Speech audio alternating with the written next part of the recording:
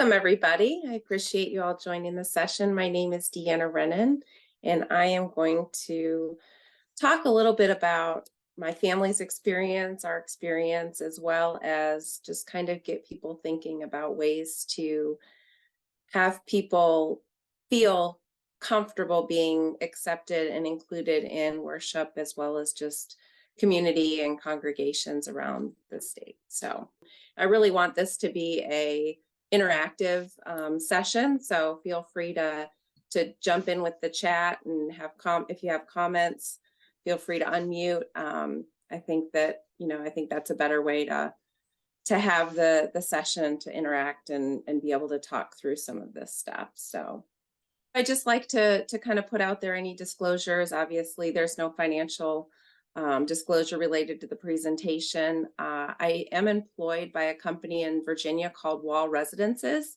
They are not endorsing this presentation, but I do have some experience in the field working with people with developmental disabilities, and that's kind of what I do for my job, not only personal aspects of things. So I like to put that out there so people understand that they're not endorsing it, but they know I'm doing this presentation and they know the work that I'm involved in.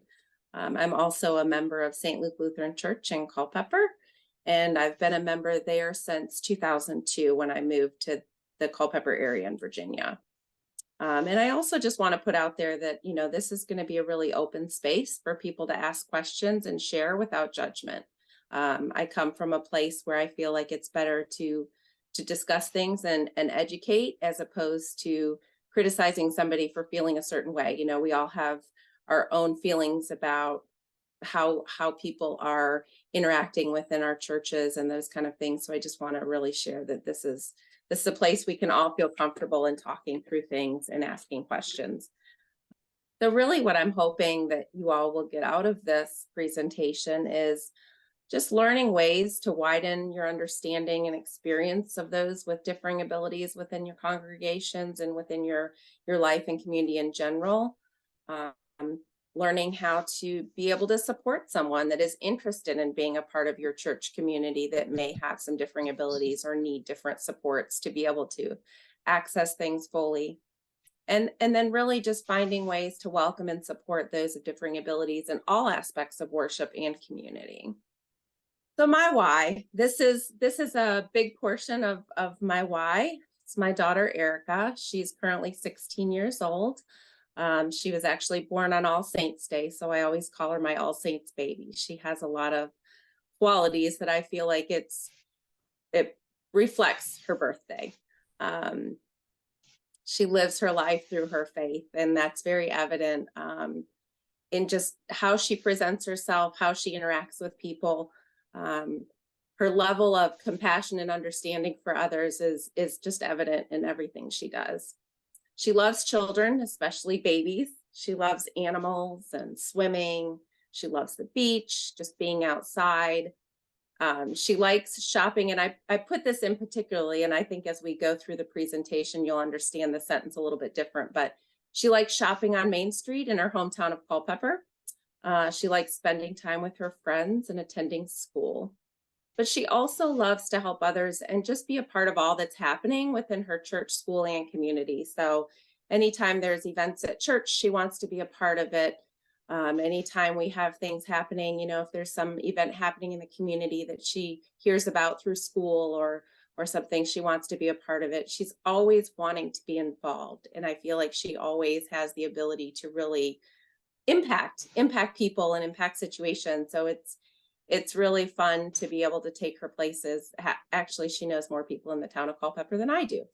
We go into stores and people say, "Hi, Erica," and I don't even know who they are half the time, just from all of her interactions around the town. So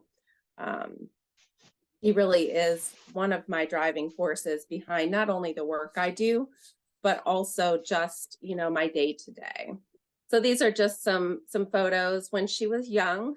This is her at one of her first leukodystrophy clinic appointments when she was originally diagnosed with, at that time, what they called 4H, but since have found out that it's more of a polar 3 leukodystrophy, and that's because it's a genetic disorder, and she the chromosome in which is affected is within the polar 3B gene. So they've further been able to identify kind of what it is, but it's a rare disorder. They've identified about 500 cases in the whole world with her disorder. So she has been going to the doctor in these long visits, and that was one of the first long visits she had. So she will go and she'll spend the day being seen by multiple doctors and multiple specialties. And to this day, she doesn't mind going to the doctor. She doesn't mind getting her blood drawn, none of that, because she's just so used to it. And she's been a big contributor to the leukodystrophy field, because she is actually one of the individuals that was utilized within research to be able to identify the gene that causes polar 3B. And then the other picture is just one of our favorite things to do is enjoying a beach trip, and that's her happy place as well as mine, but that's this past summer. So really our journey, my husband and I have known each other for since 1994. Trying to think, how long is that? 29 years now. So we met each other in Michigan, and I ended up in the Army, and that brought me to Virginia. And as weather goes, I really prefer Virginia weather over Michigan weather. And so we just stayed. We decided that Virginia was going to be our home, and made it such. And we have 4 children, all ranging between Erica being the youngest at 16, and our oldest is our son, and he's 23. So when Erica was about 15 months old, she was diagnosed with developmental delay. And, we had 3 kids before her. We really didn't think much of it when she was born, and at a year, she still wasn't walking. We had people telling us, oh, it's just because, you have all these other kids and you just pick them up and go. You don't really, you're not giving her time to grow and learn, and because she just gets all of her needs met. And I thought, well, that's okay, that might make sense, but still seemed weird to me. So at about 15 months, at her 15-month checkup, we decided to have a second opinion with another doctor, and they identified developmental delay. Well, in my head, developmental delay meant, okay, so we'll give her a little therapy, we'll do a few things, and she'll be caught up by the time she's 3 or 4. And of course, within about 6 months, with therapy and all those kind of things, she wasn't improving. So at that point, we were referred for an MRI. And, that's another one of those things where you're sitting there and you're like, okay, well, I'm sure there's an explanation. And when we came out of that test, we were told that she was diagnosed with what they call idiopathic leukodystrophy. And that's really just basically saying she's missing her white matter, but we don't know why in her brain. And so there are hundreds of different types of leukodystrophy that are undiagnosed and really don't have a clear path and an understanding of what's happening with those. So within about a year is when we started doing additional testing, went to do some of the research, and then it was identified that she had a rare genetic disorder, and it's 4-H leukodystrophy polar 3B. Now, this notes here 150 cases in the world, and I said earlier 500 because within the last about 3 years, they've identified that likely some of the people that are diagnosed with other disorders could potentially have this disorder. So they are looking at kind of identifying to actually get people to be tested for this now that they have an actual test available for this. And the last picture there, as you were speaking earlier, Colleen, about animals, those are our 2 beagles and very big parts of our family. And actually the one on the right with the white nose was scratching at the door here before you had mentioned yours. She wants to get in here. So I made my son take her away and take her downstairs so she wouldn't bother the presentation, because she wants to be here with all of us tonight. So this is the link, and you should have the link available because it looks like it doesn't have the little play button on there. So if you don't mind, just watch a short clip here. It's only about 3 minutes. A lot of people are probably like, why on earth would we put this into this presentation? But I think one thing to consider when you're seeing that clip, it really spoke to me and my family, and some of the, even with my work, just some of the experiences I've had. So it kind of reflects the way some people interact with someone with a disability. You don't always recognize that they're just like everybody else, trying to live their life like everybody else. So most people just want to be treated as such. They will often ask somebody for help if they actually need it, as opposed to people walking on eggshells around them and and making an assumption about things that they can or cannot do.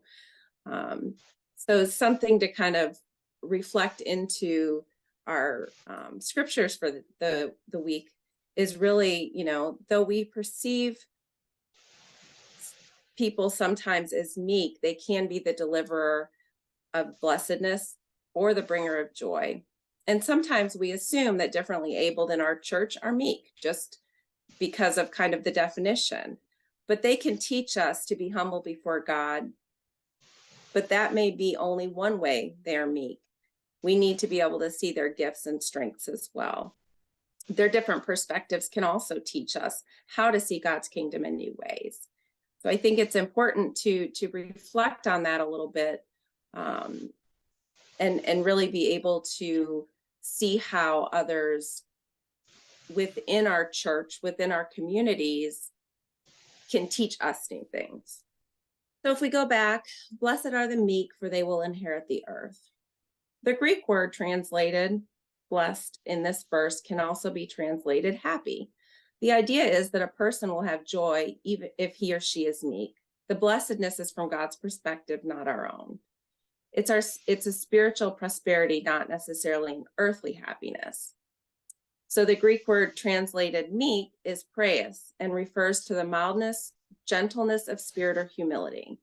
Meekness is humility toward God and toward others. It is having the right or the power to do something, but refraining for the benefit of somebody else. So just kind of think of empathy. Think of being empathetic towards somebody. You're working with people or interacting with people, and it's really about understanding how maybe that might affect somebody if you react or act in a certain way. But part of all of these things combined is really also understanding the disability history of the United States. So it's interesting that over time, people's views of people with disabilities have changed. So I think it's important for us just to really briefly touch on, sorry, I'm trying to get to my page here. There we go. Touch on those things to be able to understand how, when you're interacting with people with disabilities, and not just visible disabilities. I think that's the other piece of this, is really recognizing that there are a whole host of things that people experience in their day-to-day life that can make them have different effects on how they interact and those kind of things. So it's taking all of that into account. But I recently read a book called The Disability History of the United States, and it placed the experience of people with disabilities at the center of U.S. history from pre-1492 through present time. It reflected on the experience of people with disabilities and how concepts of disabilities have deeply shaped the American experience in variable ways over time. The focus in some regions and cultures was seeing the person's strengths and not focusing on the areas that they had additional support needs. Many people who are familiar with ADA for the purpose of accessibility, but don't really understand the lengths that people went through to bring the needs to light. There were numerous movements, but none that compare to the sitting in for disability rights in 1977. For 25 days in April of 1977, a group of roughly 150 disability rights activists took over the fourth floor of a federal building in San Francisco. They would not leave, they said, until President Carter's administration agreed to implement a 4-year-old law protecting the rights of people with disabilities. This paved the way for ADA, as stated in this article. The sit-in brought together a cross-disability coalition of activists. According to Judith Heumann, blind people, deaf people, wheelchair users, disabled veterans, people with developmental and psychiatric disabilities, and many others all came together. Their experience created a strong sense of solidarity. So when we look back at events like that and things that really have an impact on kind of a whole country and really evaluating how people are viewed, it just goes to show that just because people have disabilities or have differing abilities from others doesn't mean that they don't contribute. They have contributions to make, just like anybody else that we interact with on our daily lives. So I wanted to bring this in. Pastor Jessica, she's here attending today. She's the pastor for us at St. Luke, and she came to me and asked me about possibly talking about this during Power in the Spirit. And with that, when I was considering it, she had preached on a sermon regarding the parable of the shrewd manager, Luke 16, 1 through 13. And I sat within that sermon that day and really started to find connections to how the presentation could flow regarding just some of the things that stuck out to me that day. So thinking of this parable, a couple things came to mind for me when she preached it in September. You know, she stated how to understand miracles. No one is sent to us by accident, sent to anyone by accident. It really spoke to me in a couple different ways. So for one, my daughter, I believe, was given to me to help find my true passion and focus when I was just living my life day to day. At that time in my life, I was working as a daycare teacher. I had, 3 other children before she was born. I had always said I would go back to school and finish once at that time, my first daughter in the line. So I had my son, my first daughter, and then my second daughter. My first daughter, I said, I'll go back to school and finish my degree when she gets into elementary. I was always knew I would, at that time, I just had my associates. I knew I'd go back to school, but it wasn't until, I started working through things with Erica when she was little that, I realized, yeah, I want to go back to school, but what do I want to focus on? So I was really enjoying every aspect of my life at that time, but I didn't really know where I was headed. So when her diagnosis came to us, she was about 2. And at that time, I was actually getting ready. I had just kind of started back to college right before she was diagnosed. And I was at school one Labor Day, and I searched the internet for a research project we had to do. And I actually came across a research study that had photos that resembled Erica's mouth. And what's interesting about her disorder is her teeth, when she was little, came in back here up front. And anybody who has kids or has had kids, they start in the front typically, and they erupt back towards the back. So Erica had this big mouthful of teeth and no front top 2 and no bottom top 2. So she had these big gaps. And it was just a very unique look. And so as I was going through this research article, there it was, a picture of what looked almost identical to her mouth. And of course, in research articles, they just show you what they're trying to show you. So you don't see the people's face or anything like that. But this mouth was wide open and it looked just like my daughter's. And at that time, the neurologist that we had just been introduced to at our appointment prior at one of those clinic appointments happened to be the neurologist that was one of the authors on this article. It was really just crazy. So I actually emailed her and I said, I found this article that you are a co-author of, and it's really interesting because this looks a lot like my daughter's mouth. And I don't have any reason to believe that this is what my daughter has, because at that time they still didn't know. But I said, I'm just really curious if there's any way we could be evaluated for this. And lo and behold, she called me that afternoon. I came home because Mary Washington back then, they had school on Labor Day. So I came home Labor Day afternoon and getting, dinner ready for the kids. And I get a phone call, and it's this neurologist that had never called my home before. We had only met once in passing before our next appointment to shake hands and say hello. And she happened to be in the Netherlands with the other co-authors of this exact article that I had just sent her. And she said, I had no idea when we met you that Erica's teeth had erupted that way. She said, we need to have an appointment. So when I get back into the States, yes, we're gonna set up an appointment at the clinic, and you and Erica are gonna come up so she can be evaluated. So, I mean, right there almost speaks to that first statement in, I mean, it just hit me that day when Pastor was preaching. And it's just so true. I mean, Erica sent me on one path, and then that path led me to her diagnosis. And it's got at work. I mean, it just there's no other way to describe it. So other things that kind of came up and really spoke to me is due to the lives that Erica herself has touched. She knows, like I'd said earlier, more people in Culpepper than I do. You know, everybody says hello to her. She's very involved in a lot of the experiences around her school, and her being involved in research studies to help other children with her disorder, to allow people to be diagnosed with this disorder because of her blood that's been tested and evaluated, and all of her involvement there. Not only that, but because it's a genetic disorder, she and all these other children that have been involved in these research studies have opened up the opportunity for our other children to be tested at some point in the future when they're ready, to see if they carry the other gene that could be impacted and could impact further generations in our family. So she's not only guided my path, but she's guided others' paths as well. She actually had an elementary PE teacher who she adored and adored her.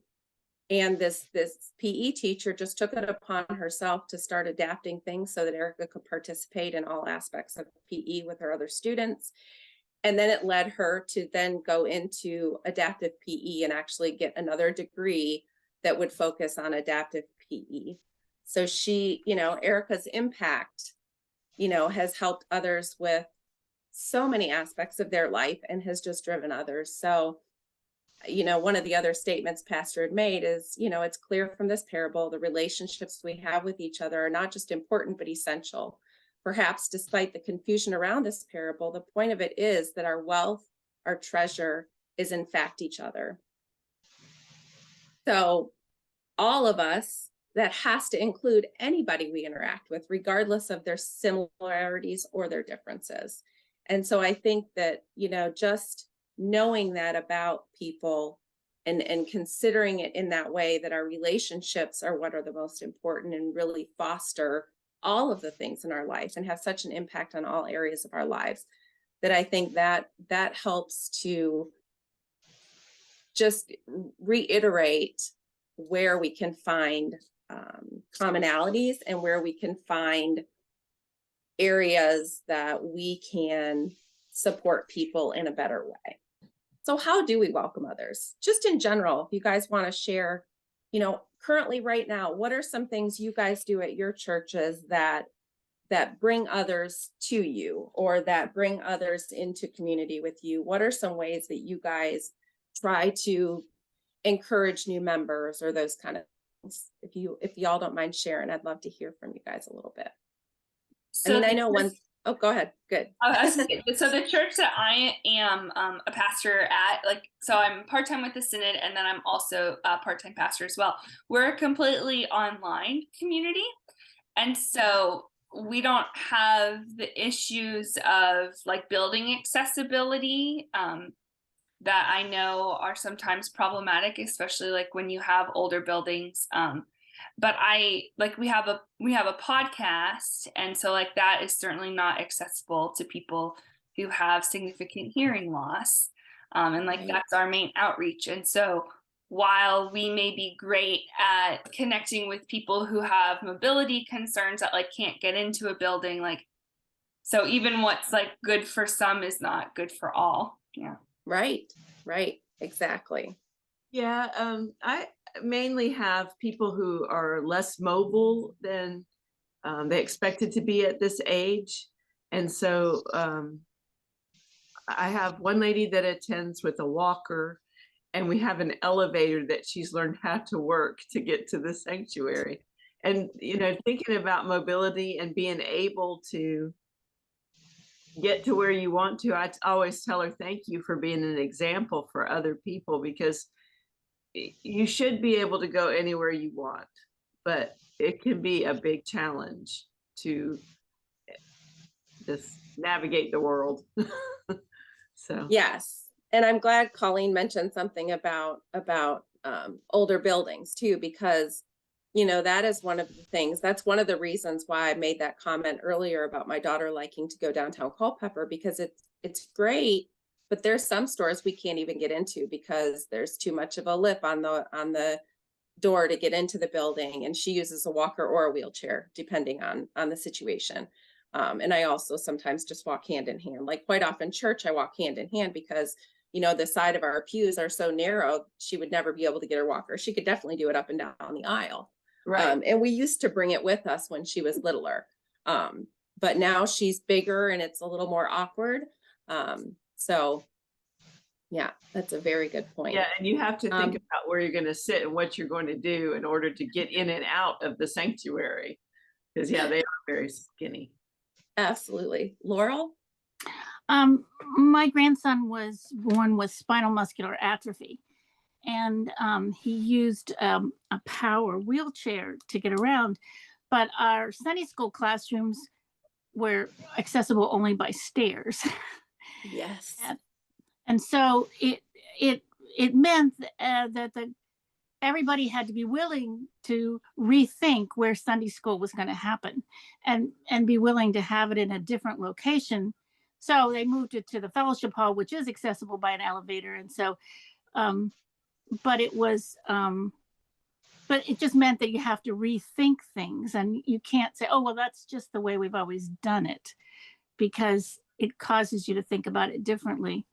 I guess the other piece of it, and it's not exactly what you were talking about, but one of the things that he loved to be able to participate in all the things that all the other kids were participating in. And that included bringing the bringing wine and the wafers up to, as part of the offering to the altar. And so, that was kind of a little nerve wracking. We'd put it on his table, on his power wheelchair, and up, I would walk beside him, or somebody would walk beside him, but he wanted to do what everybody else was doing. And I think that's what we have to remember is people want to be included in all ways. And so it's just a matter of all of us thinking about that and thinking about how we make it accessible for everybody.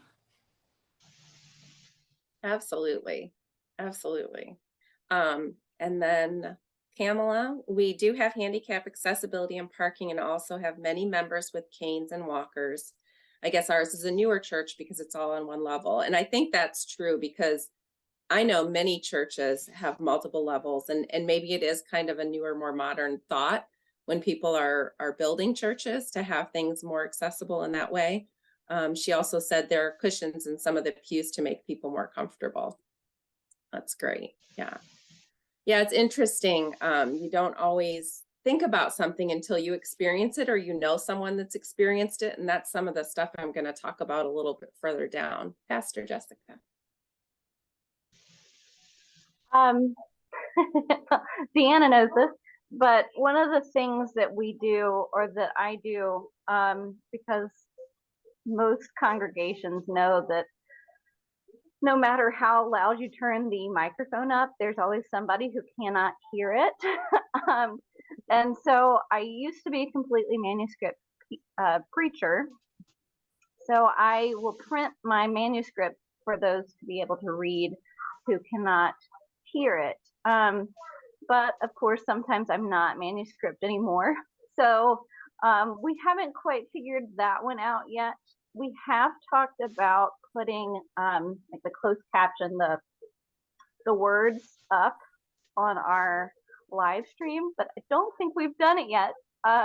So those are some of the things that we've talked about and done, or have worked on implementing at St. Luke. Something popped in my mind as you were saying that, Pastor Jessica. Grace Waynesboro has a really good closed captioning thing that does Pastor Paul's sermons. So if you don't have something that you're ready to implement and you're looking send me a message and I'll figure out what it is and share that with you. Yeah, that's great. That's great. And actually, within this, I know Zoom has the option to do closed captioning and people can choose that option. And I think that's really a great thing about this platform. One of the other things that in doing the presentation, which I had clicked on, and I don't think I don't know that it worked, but is in PowerPoint, you have the option to have captioning when you're presenting in a slideshow version. But I guess because maybe we switched it since it switched over for you guys to utilize, that's why I didn't. But that is something to take into account if you're doing things online, is making sure that you utilize all those great options that are out there for those things. Great discussion. Thank you all for sharing. I really appreciate that. I'm used to being in person. I was telling a couple, so it's definitely harder for me to be online and not have the in-person interaction. So I appreciate that.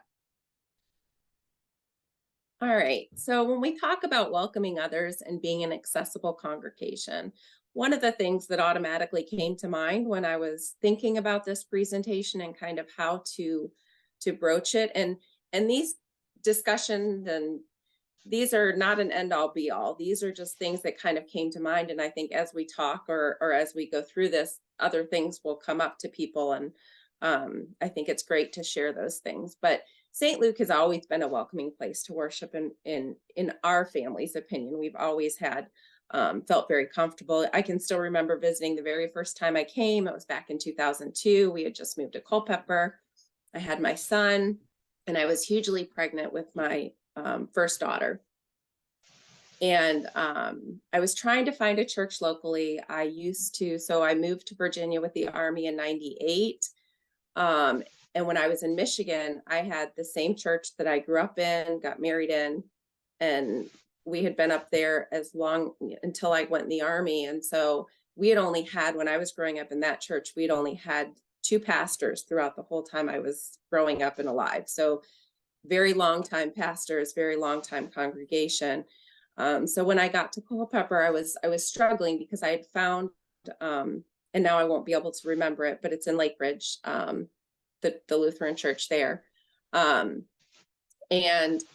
I loved that church. I had fallen in love with it, but we only lived there about 3 years before we moved to Culpepper. And part of me wanted to drive up to Lake Ridge every Sunday, but another part of me, with being extremely pregnant and having a young son, didn't want to do that every Sunday. So my dad actually was an insurance agent for AAL and then Thrivent. And so he linked me up with the church down here by just talking with different Thrivent members that knew of the church in Culpepper. So little did I know then that in coming years, I would be, visiting St. Luke as a member and then find barriers, because, at the point when I first started going, there was never a barrier to going to church. I went to church, I came home, I didn't think about it. But at the point Erica came along, soon we needed a walker. And we identified that, that was going to be a little bit more work for us. And how are we going to get all over the church with it being on multiple levels? She also struggled to be away from me, and still does at times. Pastor can attest to that. But, it was really interesting because everybody in the church supported us to navigate this. We came in and we had the walker, and everybody was, in awe kind of Erica maneuvering. At that point, she was about 3 years old and maneuvering as this little teeny tiny thing with her walker around, running into almost everything we came across. But, we tried. They rooted for her, every time a couple of months would go by, and at least one person would stop me on the way out of church and say, wow, she's doing so great. Look at what progress she's making. She's doing wonderfully. We were always welcome to be in the sanctuary. No one ever expected us to sit somewhere else or to go down to the nursery.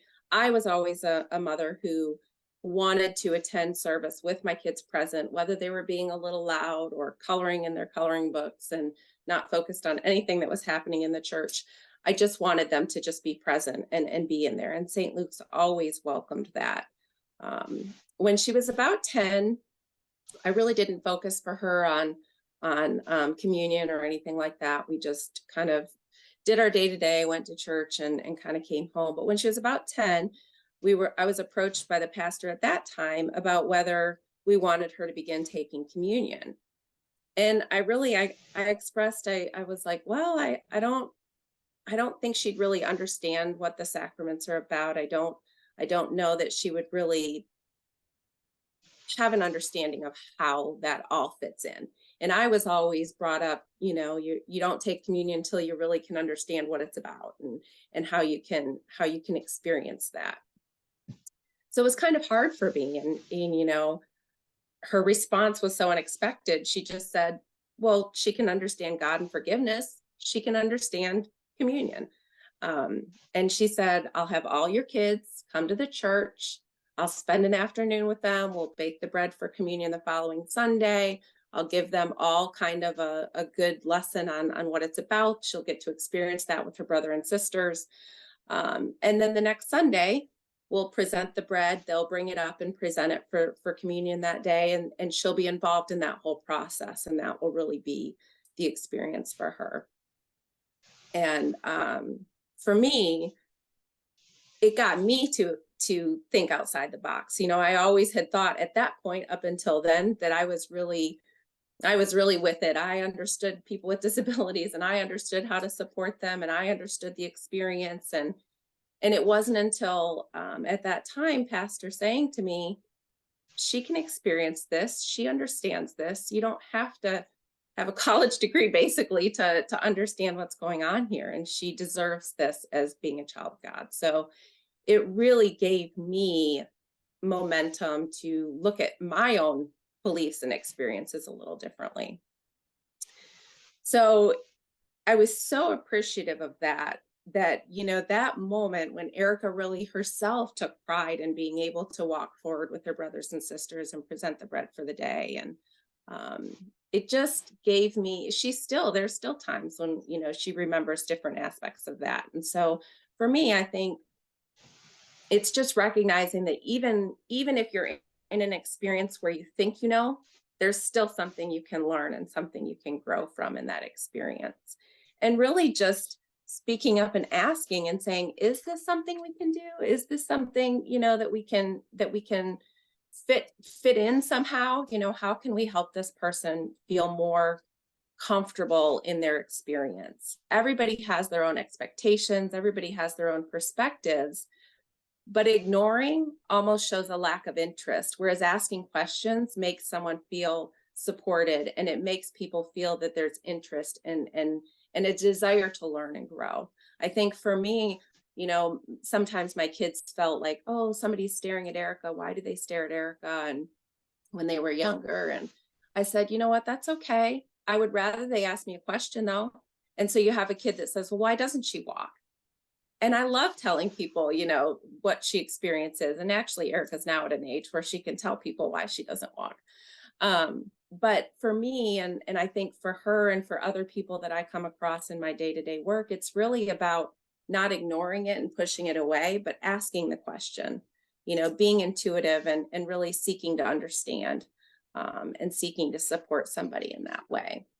So again, these are just some ideas about things to begin thinking about. And it'll vary from region to region. It'll vary from congregation to congregation. It's going to vary, from new building to old building. But it's better to ask the question than to ignore the situation. So are you accessible in the building format? Do you have walkways and building areas that are accessible? Are you presenting accessible materials at worship? Are you thinking kind of outside the box and really trying to see what areas you might be able to be more accessible? Again, streaming worship, using closed caption if you have the availability. If you have somebody that needs a sign language or an interpreter, are they available, or can you connect maybe within another congregation?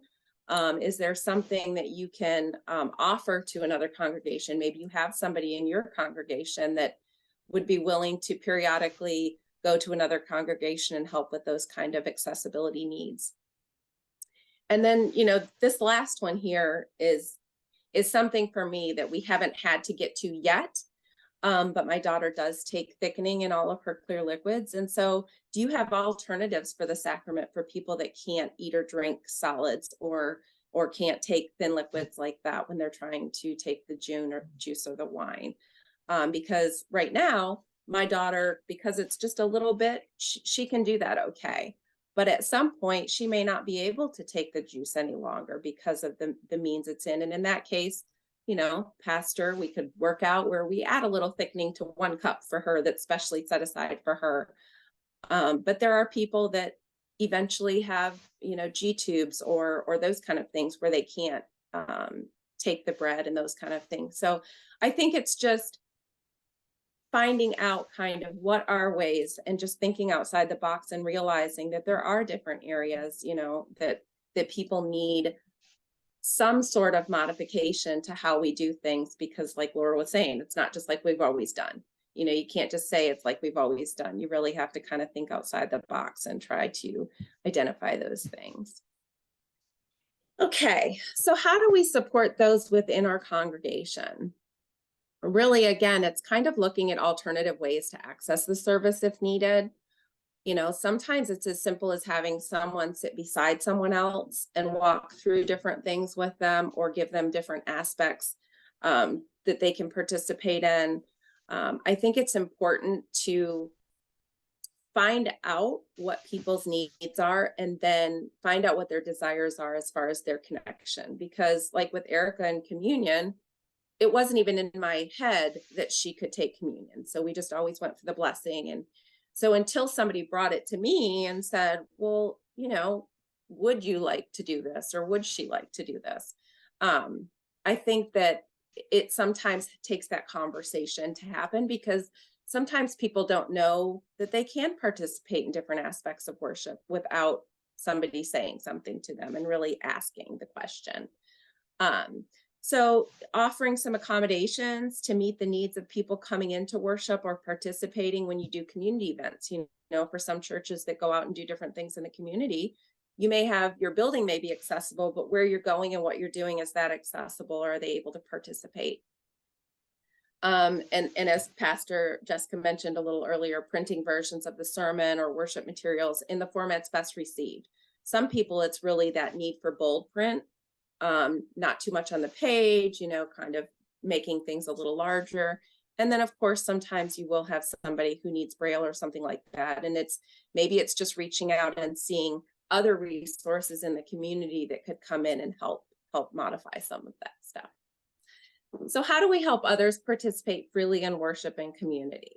So I think it's really about using the same manner that you use with others in the congregation to identify interests. If you send out a survey monkey or a form around during church to identify what areas people might be willing to help out with, it's making sure that whatever method you're doing that in is accessible to all people in your congregation, because you might have somebody that can't read, but they might still want to participate in some way. So just sending around a form won't do any good, because they'll just pass it. They're not going to necessarily ask for help.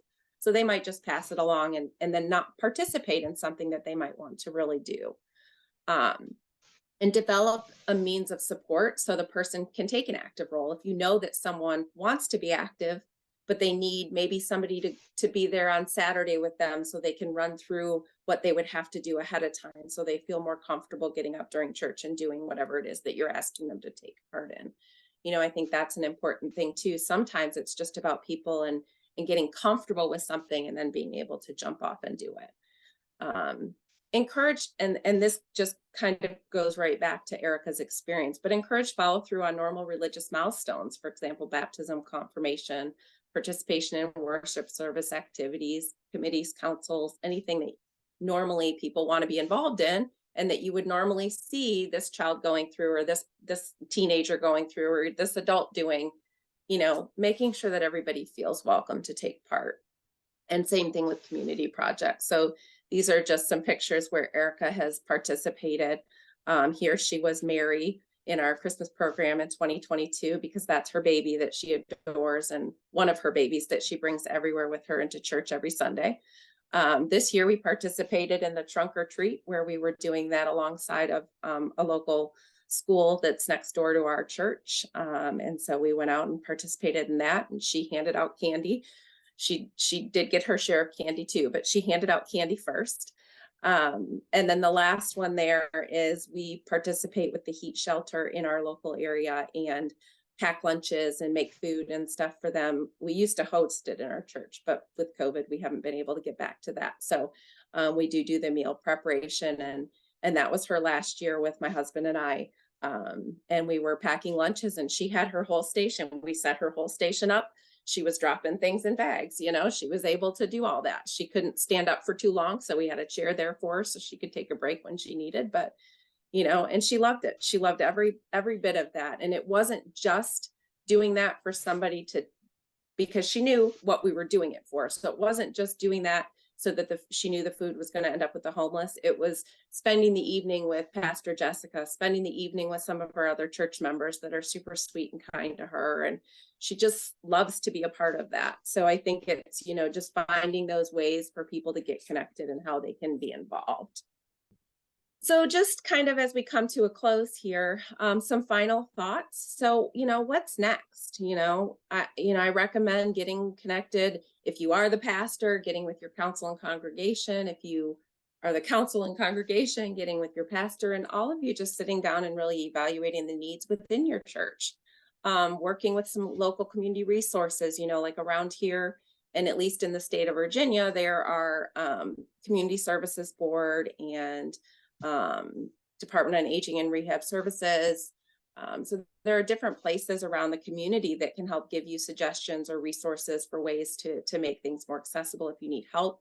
Reach out to other churches and build those relationships to foster that kind of cohesive network of access. So if you know that you do, Colleen, you do online services really, really well, then it's like you mentioned with Waynesboro, reaching out and giving that information to us so that we can make it more accessible on our end, or, thinking of ways to connect with other churches that are doing things really well. And maybe it just means that, we're 20 minutes away from this other church and they do this really well. So maybe the person might want to visit there and see how they like the way they're doing it and then bring it back to the church. As it's beneficial to kind of think ahead and have something in place should you need it. So just some of the stuff we've talked about today, taking that into account, because you never know, somebody could end up in the hospital and come out needing everything thickened, and it can happen overnight, so it's one of those things where just kind of thinking ahead and thinking what might come to be needed, and apply it, take the information, apply it, talk to the congregation, and really even looking outside of your congregation and your network and really going out to the community. What are some of the things and trends and needs that you see in your community? Are there areas that you can fill a community need that's not being met? Because we have lots of churches around the Culpepper area, but the connection and the support that we've received at St. Luke is what keeps me at St. Luke. It's great when you find a home where you feel supported and your family feels supported regardless of the needs of your family. So I think it's looking outside of your church too and really evaluating your community to find if there's needs. If you're connected within your community, you may be able to meet a need that people didn't even know they needed. And so maybe put things out on your Facebook page if you're an accessible congregation and you offer streaming with closed captions twice a month or something, putting that out on your Facebook page or your social media page so that families can find you. Those with differing abilities are often seen as meek, but when we welcome them, we give them a voice at God's table. When we welcome them, we are all blessed. And I really feel like that's where we've been as a family, really blessed to be with St. Luke. Next slide. And I think that's on to just questions or any other comments. Deanna, I would certainly say thank you for the remarkable amount of work that you have done to prepare for this presentation, and even more for the ways in which you have supported your family and helped congregation and friends and family and coworkers and others to learn more about what the difference between being meek and being weak. And they are not the same. And I really, really appreciate that very much. So thank you. Thank you. I appreciate that. One thing that the ELCA as a whole has started doing is that on our Form Cs that pastors fill out every year, I have not done mine yet. The question 32 asks, what assistance does this congregation provide to people with disabilities? And I think they've asked that question for a long time, but they've recently, like on the Find a Congregation tool on the ELCA website, now allow you to like search by what you need. So I think that's something really neat that we're doing. That's great. At that level. Yeah. That's really great. That's good to hear. Yeah, you know, Yeah, and I one of my favorite stories through the years has been, you know, folks who will say, we don't need an elevator. Nobody here needs an elevator. So we don't need one. And instead of asking the question, I wonder why no one here needs an elevator. yes, it is one of those things where, again, you don't until you experience it, I think sometimes. So I think just opening people's eyes to look for the ways we can just be more available and accessible, people will find you. Like, people will find you, I think.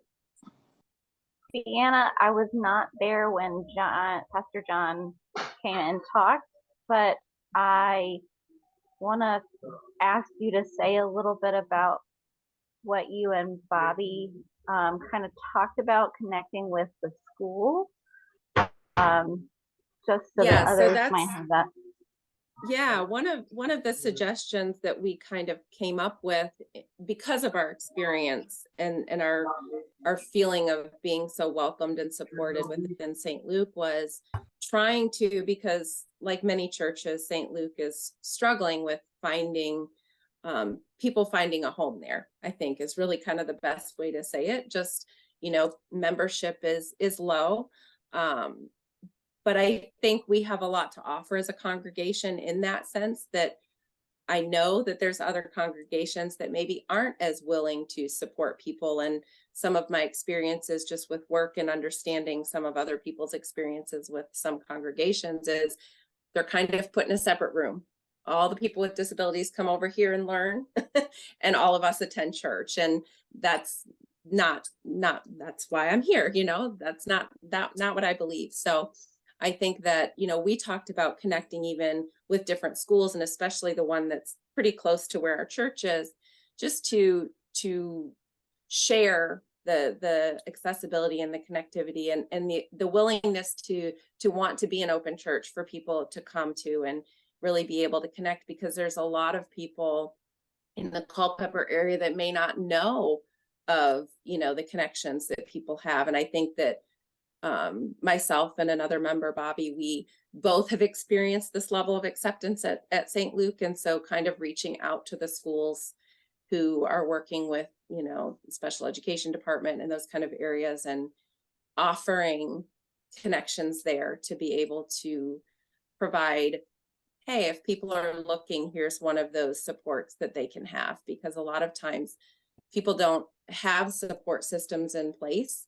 Families are struggling with just trying to keep up with the day-to-day, and, you know, being that we could offer a space for people to come and not just to worship, but also to feel that connection and support from somebody outside of, you know, school and work and those kind of things. So that's just something we haven't gotten to, but something we've definitely talked about doing to try to connect a little bit more. Another thing I learned about this past week in my digital ministry role is about how you can like add tags onto your website.